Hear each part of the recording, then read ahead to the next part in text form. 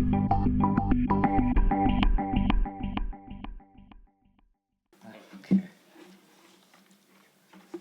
Good morning, and thank you very much for giving me the chance to speak before you.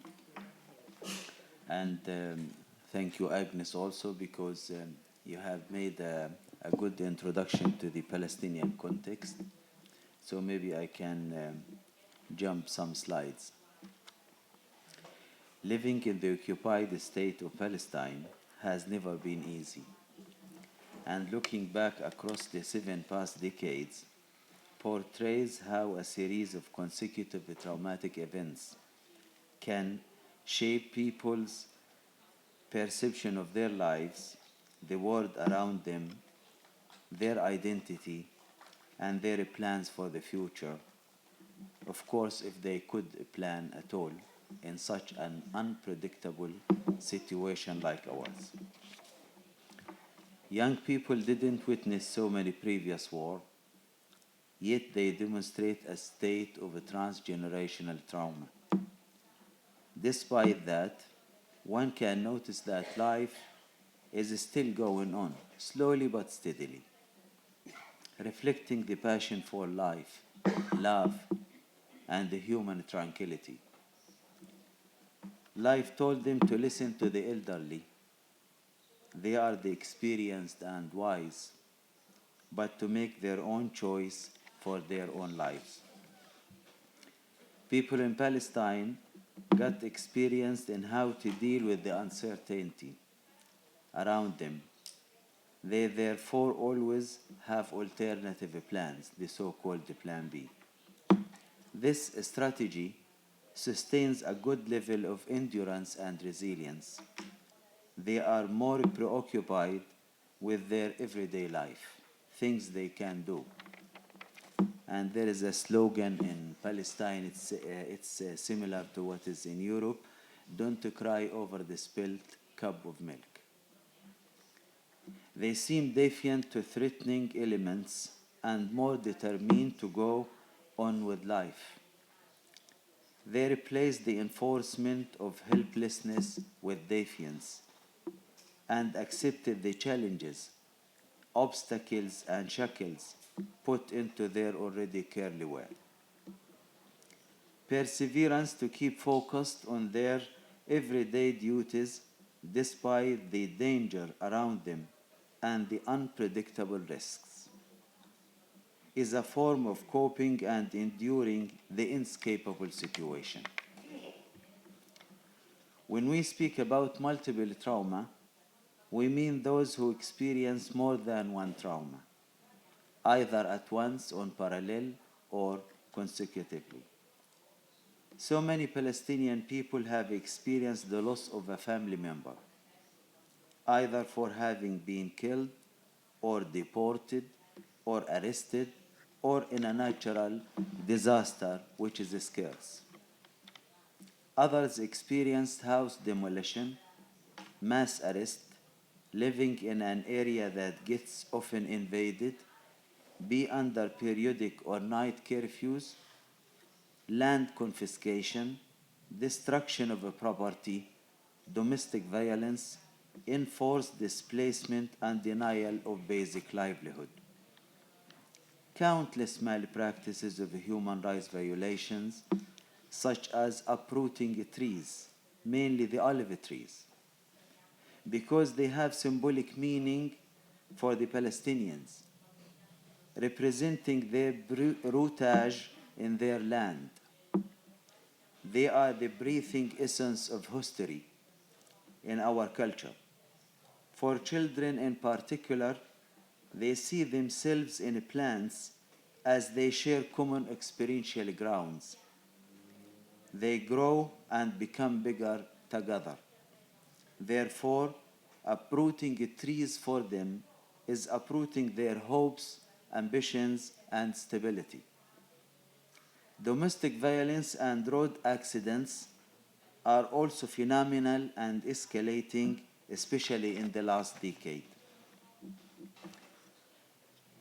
In an insecure context like ours, people become less tolerant of mysterious things and therefore are more skeptical and even suspicious of unclear things or unknown will individuals. Some delicate issues cannot be addressed unless rapport and trust are furnished first. Stigma is still attached to mental disorders and not yet perceived neutrally. Some fables still exist, and some people still believe in superstition and metaphysical power. Some behavioral changes are indeed trauma related, such as violence and perseverance to keep going despite challenges. For example, people usually say, roads are blocked, but I will go through the fields on foot. Heroic demonstration of pain, if they demolish my house, I will build another. We know that these things are meaningful for the victims, just to help them, to tolerate the bitterness of the situation. But in reality, it reflects a certain degree of frustration as well. If frustration is deeply rooted as a result of the unproceeding peace process. It was signed the Oslo Agreement was signed in 1993. So after 27 years, we are still in square one. The unforeseen outlet of the longest-standing history of conflict and struggle. Symptoms of frustration, as communicated in the literature, are often there as well. You can notice that there is a certain, reactive or displaced aggression. Fantasy. Luckily that people spend some time in fantasy, but they don't immigrate there. They come back to the bitter reality. Apathy and indifference. Stereotypy in a form of compulsive repetition of futile acts. Restlessness and tension. Carelessness and also recklessness attitude to things that warrant cautions. And maybe you notice that in Gaza, that sometimes keep moving around or stay in areas that are really very dangerous and they shouldn't be there. However, despite all of that, the Palestinian people are very far from helplessness or hopelessness. They strongly believe culturally and religiously that atrocity, oppression, and subjugation practiced by the occupation, social injustice, and corruption will fade out and justice will prevail one day. The Palestinian women are resuming a fundamental role into their immediate communities than ever, although they often suffer in silence as being the final recipients of traumas. If you visit Palestine, you will easily notice that people are full of life, hope, and strength. They build very nice houses, and they are colorfully decorated, celebrate weddings and national anniversaries to the maximum. They have plans, hopes, ambitions, and life projects. However, psychosomatic disorders are prevalent. It is less shameful to speak about physical pain than psychiatric disorders there. The community is more receptive, able to understand and be sympathetic with physical complaints than with psychological ailments. Sometimes, psychological complications are overlooked, unnoticed, or attributed to evil spirits. Therefore, traditional healers are not always out of the scene. Palestinians learned out of their pain, hardship, and agony that they have to be strong, resilient, durable, and mostly survivors. They also have their own ways of expressing sadness, pains, and fretfulness. religious tendencies, and rituals are part of people's coping strategies.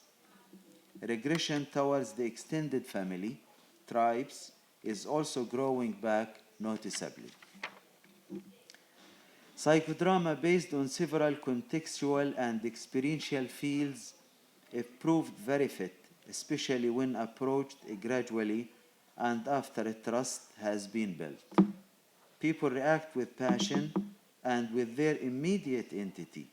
Their reflection is often based on a collective sense of the need to survive. In psychodrama, in the Palestinian context, participants were provided a safe place to act out their feelings of distress, fretfulness, frustrations, and aspirations. They were able to cry out their pain and anger and to come out with constructive ways of dealing with them. They demonstrated patterns of resilience to endure the unendurable and to tolerate the intolerable. They developed ways to survive the unforgotten sorrowful past, the complicated present, and the foggy and unpredictable future. They developed more profound meanings of their livings based on keep going, Dolly, what can be done to make life less miserable and livable. They reformed operational and achievable goals to work in the short term and in the long run.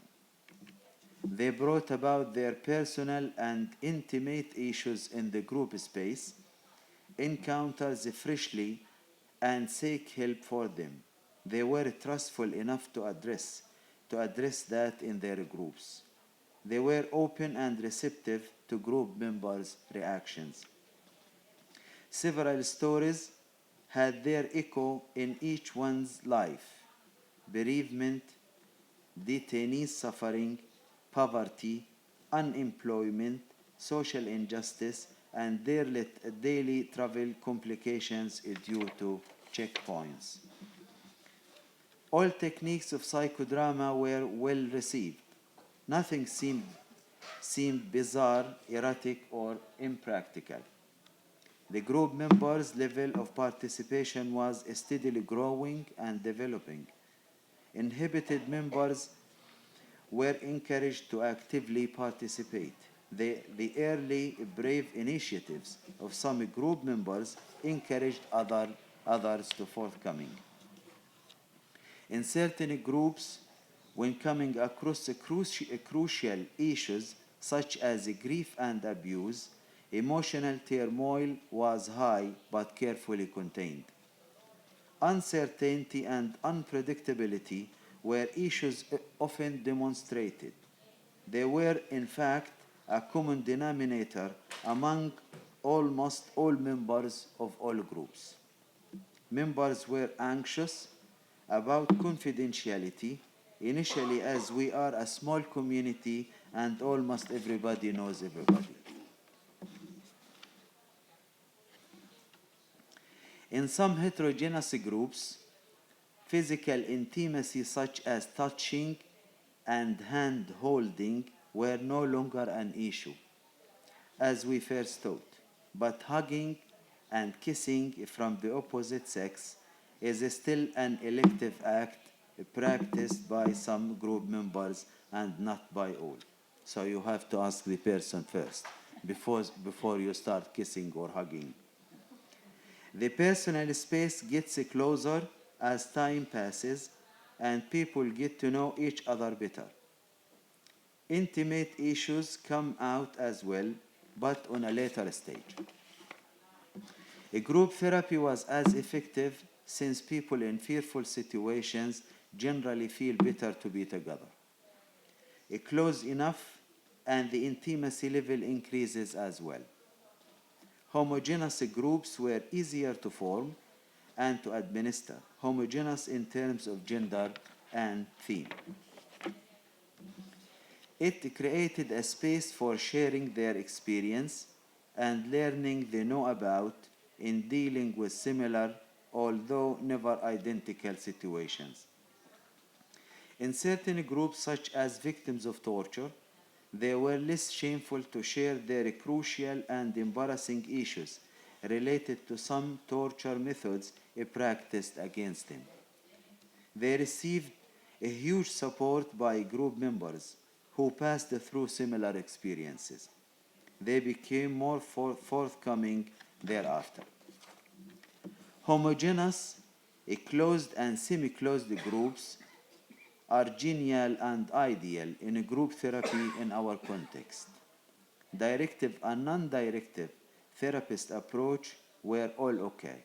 However, therapists got to be always extraordinarily considerate and receptive. Any imbalance could easily be a sign of bias. We could say the directive and active approach is more amenable in general. We are a patriarchal society. The older gives advice to the younger and coach him to get them done. Thank you so much.